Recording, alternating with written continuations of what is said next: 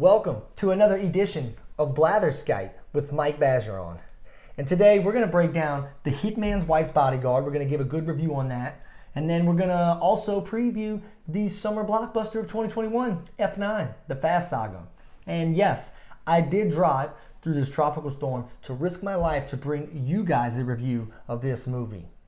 So stay seated, all you Micomaniacs.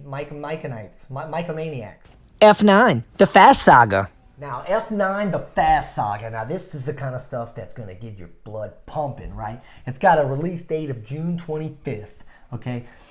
You either love these movies or you absolutely despise them. It's got your usual cast in it. You got your Vin Diesel, you got your Jordana Brewster, you got Tyrese, you got Luda as your hacker. Han is risen from the dead. We clearly saw that guy die a few movies ago. I don't know. I don't know what to think about it. Anyways, Charlize Theron.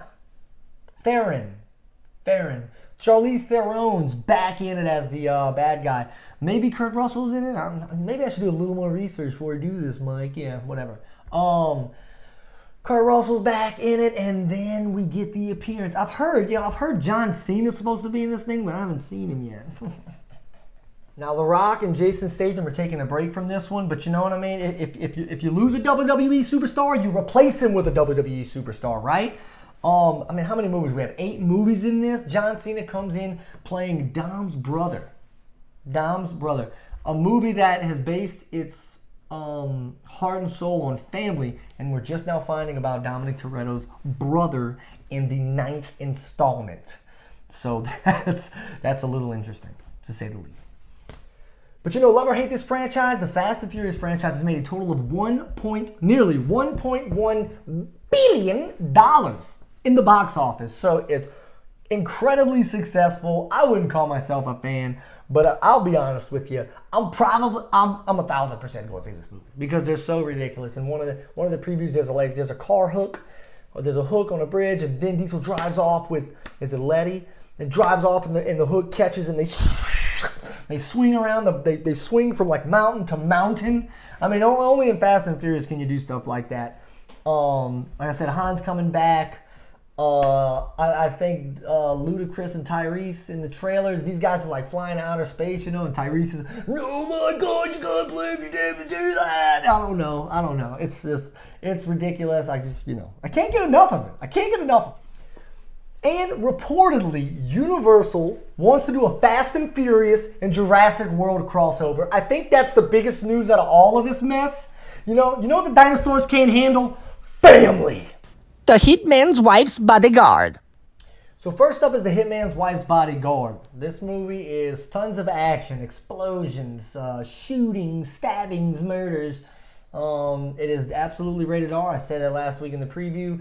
But lots and lots of profanity. I mean, there's got to be, well over 100 F-bombs in there. So if that's not your thing, then don't go see it.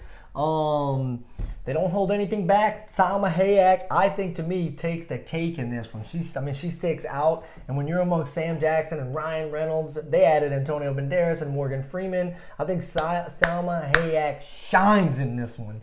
And like I said last week, she takes no prisoners. The action's top notch. I mean, it's your typical, like spy, hitman, action kind of plot. Somebody wants to do some destruction and they got to stop him. And there's a couple of twists in there. Nothing to blow you away. But I think as long as you know what you're going to see, it's totally worth the price of admission. Especially you hit up like a little matinee. About $10. I paid $10. It's not that bad. Definitely worth it, I think. Just, don't go in there with false expectations. It's an action movie, a comedy. But I'm going to give this a 68 out of 100. I think it's a lot of fun. I don't like the dog action movies like the critiques do. But I think you guys should definitely go see it. If you don't want to, then I guess just don't go see it. Thank you guys for tuning in. Thank you guys for watching. And for those that didn't, well, those that did, tell the ones that didn't to watch it, and then that solves that problem right there. Follow me at Instagram and Twitter at the Mike Bergeron. Follow Boot Crew. None of this is possible without them giving me this. Lala said what for the amazing logo. I'm gonna give another shout out for that. puts my below average face on it. It's like, hey man, go watch this guy talk about this stuff. Shout out to my sisters, Saradanad, for the name Blatherskite. If you don't know what it means, Google it. I mean, we all have cell phones now. You don't need a Webster's anymore. You know, we've been locked up for most of a year. Take yourself out, treat yourselves, go see a movie. Follow the podcast, Pro Pels Talk, Pro Saints Talk, the Cinema Syndicate, the real experts of movies. Not just me going on rants about pointless stuff. Treat yourselves, go see a movie, come back, watch some more of me, you know. This is also brought to you by Orleans Fragrances. This is Orleans Home Fragrances, a nice candle, as you can see, Bourbon Street. Have you ever wanted a candle that smelled like Bourbon Street? This doesn't smell like Bourbon Street at all. It actually smells really good. And if you don't believe me, come on down. Shoot into my DMs, and you can come over here and I'll burn it for the first time with you. It actually smells pretty good. I just don't want to burn it. I want to just keep it forever and just smell it maybe periodically on these videos. Thank you guys very much. Stay tuned. I appreciate all of you guys. Have a good one.